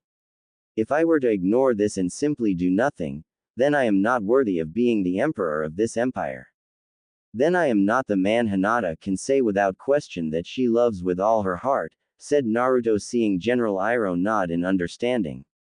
I understand. Let's hurry though. I want to get home to see my nephew and beat him in Pai Sho again, said General Iroh while Naruto just smirked underneath his mask. Will do, General, said Naruto, as they headed out, and put an end to this war before it even started. The wall. Hours later, the army of Iowa shinobi ranging from Chunin to Junin marched on the orders of their new Tsuchikage Kuretsuchi, who was the granddaughter of the woman's predecessor, and the female Kage herself leading the charge. While the woman no longer had any kind of problems with the leaf at the moment, which was different from her grandfather's stance, she did have an issue with the Namikaze, and son of the Yondaime Hokage of Konoha, currently residing as the emperor of the Western Elemental Empire. Everyone in Iowa hated the Yondaime Hokage for his slaying of so many of their comrades in the last shinobi war, which made the man himself so infamous, and feared with that one in jutsu that was responsible for the victory. Now his son was the emperor of this new empire and living a life of luxury behind this damn wall forged before her grandfather's time. Break this damn wall down. I want to show everyone from Spring Country's daimyo to the emperor himself that this wall won't stop us from avenging our comrades slain by the Yondaime Hokage, said Kuretsuchi, as she stared at the massive wall, and wished it was destroyed by her stare alone. Iowa shinobi soon began to bombard the wall with countless explosive tags, large animal summons, earth jutsus, and fire jutsus at the wall. However, the seals left on it by the Uzumaki clan ages ago had not faded, and neither did their repelling power that they were designed to do when the wall was hit. High above, Naruto watched with anger at these fools, thinking they could destroy this barrier between the continents, and invade his empire. An empire he fought, bled, and nearly died forging in order to bring peace to the once chaotic side of the elemental countries. Now these fools below, these children thinking they were adults, dared to poke the eye of the sleeping dragon with a mere stick, and believed they would come out on top in the end. General Ozai, are your men ready? Said Naruto, his sword drawn. Yes, my emperor, said Ozai in full fire division battle armor. Good. Now, General, let's bring them hell, said Naruto, as he leapt off the wall, and Ozai along with his fire division troops doing the same while the Dai Li under General Iroh were on the wall releasing earth jutsus down on Iowa's animal summons to make them dispel. The Imperial Fire Division troops lived up to their names, as they unleashed wave after wave of fire in steady streams down upon the Iowa shinobi, and while the earth jutsus were easy for the enemy of the empire to dodge, the fire wasn't. Fireballs at high speed left Iowa shinobi badly burned. The massive streams of fire launched from the Imperial Fire Division troops incinerated countless enemy shinobi, and Naruto himself sliced through those that came at him without mercy. The Iowa shinobi had focused on Naruto the moment he landed after making a massive crater from landing on the ground and tried their best to end the reign of the Emperor of the Western Elemental Empire. They fell at the hand of his sword. I'm surprised you haven't used your father's signature jutsu on us yet, said Kuretsuchi, as she now stood across from Naruto, and glaring at him with intense anger. I fight my own battles, Tsuchikage. I don't need to use anything of my father's just to win against his spiteful enemies, who choose to become mine simply for what he did so many years ago, and before I was even born, said Naruto, as he saw Kuretsuchi remove her cage robes, and saw she was in full battle gear. You're going to wish you had, said Kuretsuchi angrily at him. Funny. Han and Roshi almost the exact same thing when they first fought me before I convinced them to see things from my point of view, said Naruto, as he now fought the female cage in a battle of swordsmanship, and had to admit the woman was good. For an Iowa shinobi. So it was you. You took them both away from Iowa.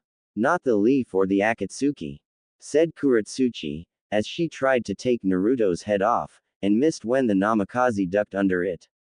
Of course I did. They were both miserable. Being treated only as weapons. Never being appreciated for being the deterrents of war they had been turned into by your predecessor. When I told them of the Empire being a place where they could be free from such things, they accepted almost instantly, and even their demons inside of them agreed when I said it was possible for all of them to be free, said Naruto, as he blocked a strike aimed at his shoulder, pushed Kuretsuchi back with his impressive strength, and beckoned the woman to come forward once more. That is the purpose of Jinchuriki. So what if they are hated by their people? It's part of the job description, said Kuretsuchi, as she clashed with Naruto again, and found herself quickly disarmed with her sword in his other hand. And in scissor formation ready to take the woman's head clean off. A part of the job description none of us had a say in when we were chosen. We were thrust into it and basically forced to accept our roles without so much as an explanation for the reason behind it. We were told to simply, it up, and leave at that. Fitting how the people telling us that are so quick to unleash pain upon us, yet cry out to make it stop when unleashed upon them, and begging for mercy, said Naruto while glaring at the woman, who now had fear in her eyes, and could have sworn the spirit of the Yondaime Hokage was right beside his son with those same cold blue eyes. You really are his son, said Kuretsuchi before Naruto was flanked by two Dai Li agents and they bound her hands. I haven't been recognized as the Yondaime's son until recently. I may be his son, but I am not my father, and the next time Iwa comes at my empire, I'll burn the village to ground into ashes around me, said Naruto before removing the swords from her neck and then motioned the Dai Li to take the Tsuchikage away to the survivor campsite being set up. Not that there were many survivors left. You're letting her live, my emperor, said Ozai, knowing there were few Iowa shinobi left that were either badly injured or dying from their injuries. I'm not entirely heartless, Ozai. My people wish me to be fair yet firm. Sending what's left of this once massive army back along with its leader to their village in defeat is more than a fitting enough punishment. Send a messenger hawk to the New Earth daimyo and explain to him the situation regarding his shinobi village provoking my empire for an old grudge against me for what my father did. Tell him if he doesn't want his country turned into a wasteland, he'll call off all transgressions and attacks on the other regions around him, said Naruto, as he knew this slaughter would get the feudal lord's attention, and the man would wish to head for the negotiation table to work things out. To do otherwise would be foolish. At once, my emperor, said Ozai, leaving the emperor's side with General Iroh taking his place. It won't end here, I'm afraid, said General Iroh, as he saw Naruto nod his head, and there was a sense of depression in the Namikaze. You're right, Iroh. It won't end here. Soon word will reach the Akatsuki of my existence. They will come at us with everything they got to get the Biju in the empire, and then there is Kumo too, since they will want to fight us in their own way for taking Niyugito from them. Orochimaru is marching toward Konoha, and those within it worthy of mercy are going to be killed while receiving none. Is it so wrong for me to want peace, General Iroh?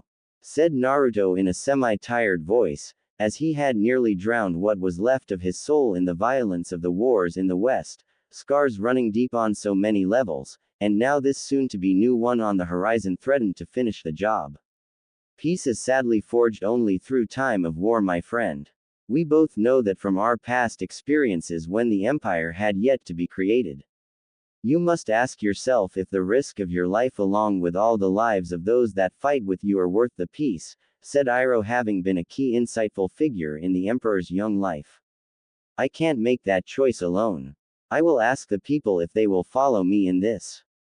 If they say no, then I will not commit to war, and only if they say yes will we fight, said Naruto, seeing Iroh nod his head, knowing that was the correct course of action.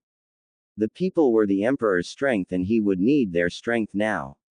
My Emperor, we have guests under a white flag, who wish to see you, and claim it as urgent, said a Dai Li agent kneeling to the side. Who are they? Said Naruto, turning to face the Dai Li agent. One is Special Junin Mitarashi Anko of the Leaf, who was with the escort of Jiraiya of the Sannin when they came to visit you from before, and the second is Senju Tsunade's first student Shizune, said the Dai Li agent while sensing a few emotions bubbling around his emperor. Just the two of them? Said Naruto curiously, with the Dai Li agent nodding. Yes. They claim to come here on their own without the sanction of the Hokage, said the Dai Li agent, and sensed the emperor was more curious than before. Bring them over, but keep an eye on them, and if their motives aren't pure, detain them for further questioning, said Naruto, seeing the Dai Li agent nodding and then rising quickly to bring them over. Hello Naruto, said Shizune humbly, bowing while Anko did too. Shizune. Anko. I'm curious to know why you are here, said Naruto, looking at the two for any deception on their part. We came here because, said Shizune, as she was afraid to speak, and Anko saw it was up to her. We wanted to join your empire and seek sanctuary there since the Hokage will most likely order our deaths, said Anko, seeing Naruto looking between them for any hint of deception. Why would she do that? Said Naruto, seeing Shizune get nervous. Because Shizune was the Fire Daimyo's anonymous source in regards to what happened between you and the Uchiha years ago. A few months after you got shafted by the Leaf Village, he was getting hassled by Konoha's former allies, and Shizune dropped medical reports along with a letter stating what happened, said Anko while Shizune nodded. And you? Said Naruto to Anko. I want a new life. Just because the curse seal on me is gone doesn't mean those S in the leaf are going to let things go, said Anko, seeing Naruto nod in understanding. True. Given how things are right now, I don't see why you two couldn't join, but you're going to go through a battery of tests, and only after your intentions are proven to be pure will you both be allowed to become a citizen of the Empire, said Naruto, seeing the two nod before a pair of Dai Li agents escorted them to their means to get on the other side into the Empire. Something on your mind, my Emperor? Said General Iroh, seeing Naruto's eyes showing his mind once again working overtime. Just wondering how Tsunade is going to take this and just how far lost her mind already is. Said Naruto, already questioning Tsunade's mental state, and figured when she learned of Shizune's defection would make it worse. In Konoha. Damn them, yelled Tsunade from her hospital bed, as an Anbu reported Shizune and Anko missing from the leaf before finding a letter from the former of the two. We sent a tracker team to hunt them down and then bring back for questioning. We lost their scent after it left the village, heading west towards the Empire, said the Anbu, with Tsunade looking ready to kill someone. When I get out of this hospital, I'm going to make sure those two bitches are punished personally by me, and reminded of who their loyalties belong to, said Tsunade, as she was not going to let this scorn from Naruto, Kyuubi, Anko, or Shizune go without some proper measure of revenge. There is also the matter of several of our scouts reporting in of them detecting a shinobi army led by Orochimaru is headed our way, said the Anbu while mentally questioning the sanity of his leader. And everyone capable of defending the leaf is either injured or dead. Damn that brat. How long until Orochimaru's forces get here? Said Tsunade, needing some kind of ETA on the Sannin's arrival. 3 days time Heim. A mean storm blew in their area and pinned them down for a short while, said Jiraiya on the window while Tsunade looked furious at him. Why did you allow Naruto to get away with what he did to me? Said Tsunade, as she felt betrayed by Jiraiya, and saw the Sannin shrug. You really expect me to fight against the Kyuubi in my already injured condition? If the Kyuubi didn't take what belonged to Naruto, the Fire Daimyo would have found out about it, and come here to do it for me, with an army to back him up. I did the only thing that would save Konoha from being burned to the ground, said Jiraiya, seeing Tsunade scowl at him. He's not deserving of his heritage, Jiraiya, said Tsunade, seeing Jiraiya frown at her. On what grounds? Said Jiraiya, wanting to hear her reasoning behind that. Does it matter? Said Tsunade, with Jiraiya frowning. I think it does. If you have reason to deny him, then stop stalling, and spit it out. Said Jiraiya, seeing Tsunade look away. Kushina had complications in terms of getting pregnant. Very rare problem, as her eggs seemed to be unstable, and it was considered a side effect from holding Kyuubi. My own grandmother's journal stated as much when she held the beast, and a procedure was done that only few knew about, with even fewer even capable of doing, said Tsunade, as she saw Jiraiya frown further in confusion, and wondered why this was grounds to deny the Gaki Wat was his inheritance. What was the procedure? Said Jiraiya curiously. The procedure involved an egg from a senju being surgically dissected in half for a span of only a few seconds, using the eyes and hands of the best surgically skills in the world performing it. Half of the senju egg would then be put together with the other half of the Uzumaki egg, which was the more stable half, and then use the sperm from the donor in question to create the necessary life-giving process that is started through pregnancy, said Tsunade, seeing Jiraiya frown at her further. So a senju egg was used on Kushina in order to help get her pregnant. I guess that makes sense, but who was the donor? Oh, Kami, said Jiraiya, as his eyes widened in shock, with Tsunade nodding in admittance. It was one of my eggs. As the last senju of my family after Nawaki died, I had several eggs frozen away in storage, so in the event death claimed me, a woman could have my egg implanted within them, and give birth to a senju. Of course, this was all top secret at the time. The most trusted of Anbu knew, and only the Hokage could sign off on such a thing, done just like only a Hokage could sign off on mixing the halves of two eggs into one for someone to get pregnant, said Tsunade, seeing Jiraiya nod in understanding. Sensei gave the go-ahead to let you freeze your eggs away, and Minato authorized the procedure for Kushina in order for her to conceive using one of your eggs. But how does that disqualify Naruto? I mean, the only medic skilled to do the one procedure to ensure the whole thing would work is, well, you. Said Jiraiya, seeing Tsunade nod.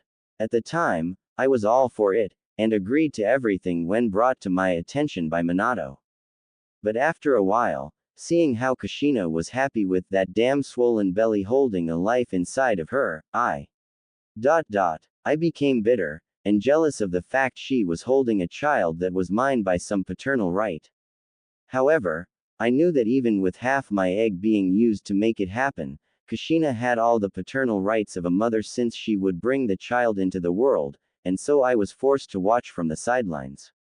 As my bitterness grew, so did my anger at Kushina, and I came to the realization that what would soon be born is an unnatural child, said Tsunade, seeing Jiraiya looking at her with shock, then an intense anger she had never seen him look at her with, and before she knew it he had punched the woman right in the jaw. That's it. That's the reason. Has all the sake you've drank over the years destroyed your brain that much?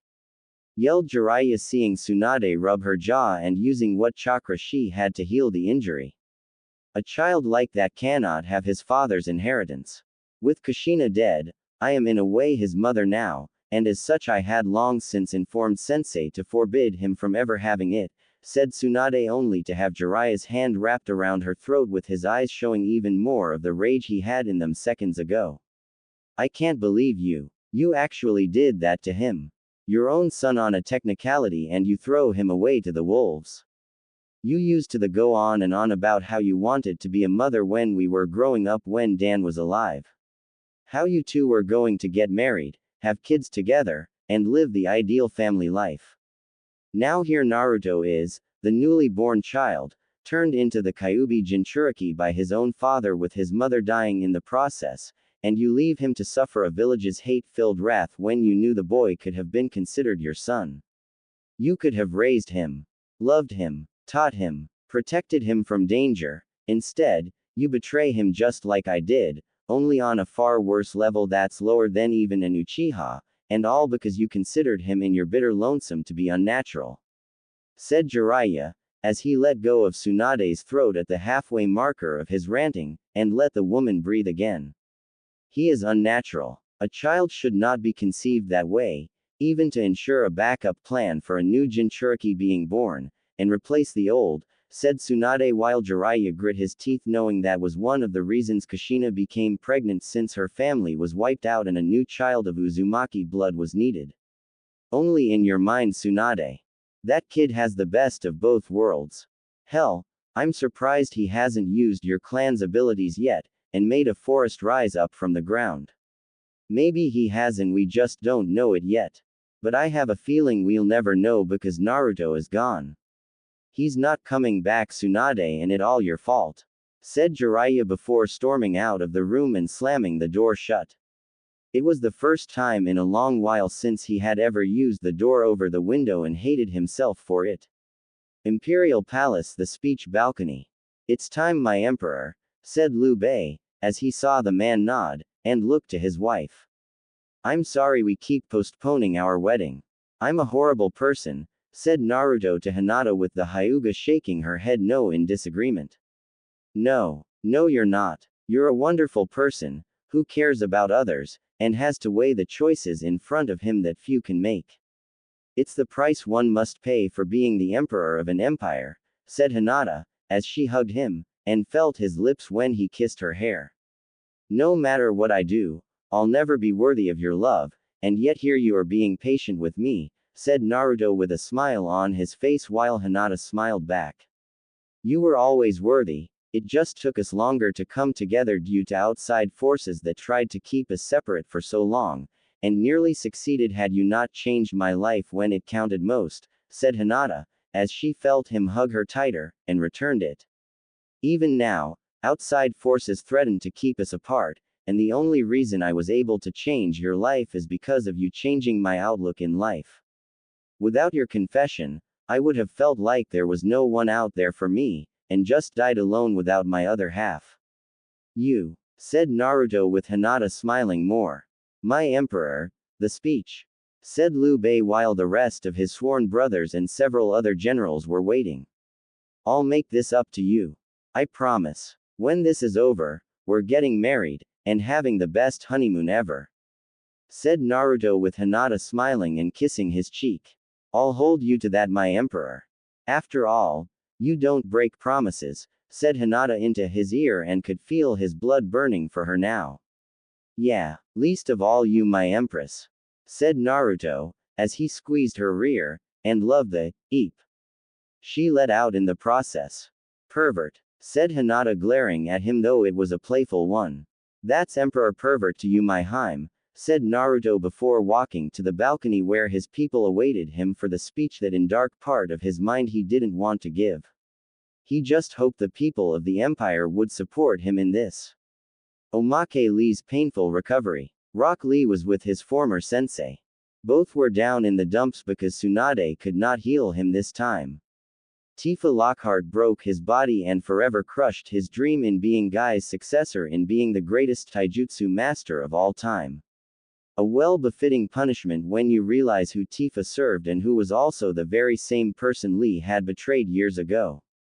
I'm sorry I can't live up to your expectations anymore, Guy-sensei, said Lee sadly with his teacher in taijutsu looking just as sad. Don't worry, Lee. We will overcome this and show the village your power of youth, said Guy, as he went from sad to his usual self, and his teeth just as sparkly when he smiled. Yes, I will strive to be strong again and show the Western Elemental Empire that I can still be the best through hard work, said Lee with that same determination. Lee, shouted Guy giving his student a bear hug. Gai-sen-ah, yelled Lee, as his spine was being crushed by Guy's hug, and the man not letting up. Lee, yelled Guy hugging Lee harder. Guy-sensei, stop, yelled Lee, as he felt his spine being crushed further, and the pain exploding. No, I won't. I will hug you until your youth is fully restored, yelled Guy, as he kept squeezing and hugging Lee while the poor crippled shinobi only screamed out louder in pain. Should we tell Guy to stop crushing Lee's already broken spine further? Said Tenten to Neji while they waited outside the room so two weirdos could have their special time together. Would you? Said Neji with the sounds of Lee screaming louder and pleading for Guy to stop. Good point, said Tenten while wincing when she heard Lee's scream nearly reach the level of shrieking. Karma was a bitch.